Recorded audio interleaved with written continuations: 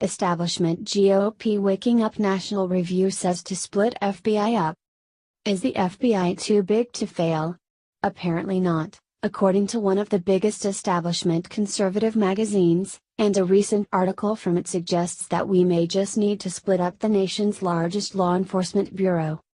In a piece published Sunday titled "Maintaining Our Constitutional Order Might Require Splitting Up the FBI," National Review executive editor Reihan Salam argues in favor of a recent paper that suggests that the FBI's independence from the president might be problematic and that the bureau might need to be broken up.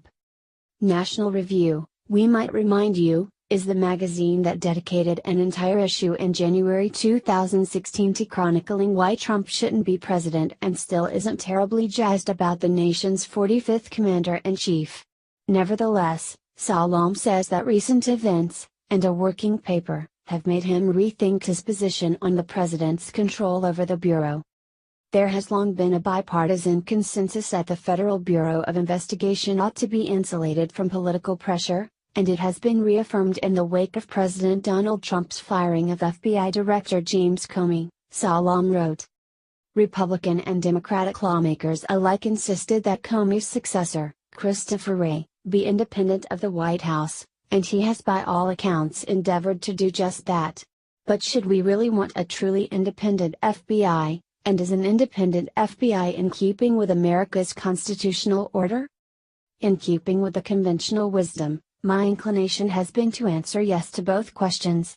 So I was struck by a recent working paper by Justin Walker, a law professor at the University of Louisville's Brandeis School of Law, and a newly minted contributor to National Review, which argues that just as the military is subject to civilian control, on the grounds that an independent military would represent a grave threat to civil liberties, the FBI, a powerful agency charged with a number of national security functions, should answer to the president, he wrote.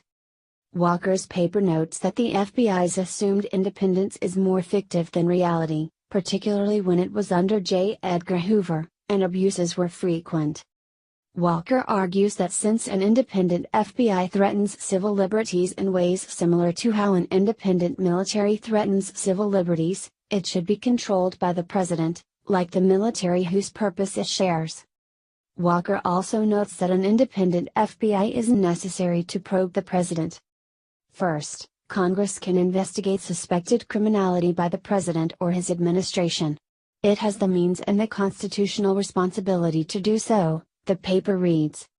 And second, if one believes that as a general matter federal crime should be investigated by an agency independent of the president, the solution is to split the FBI, reserving its national security functions for one agency and its criminal investigative functions for another. This is the model that many Western democracies have adopted. It's worth noting that Salam says that Walker's preferred alternative, it seems, is for Congress to take the lead in investigating the executive branch.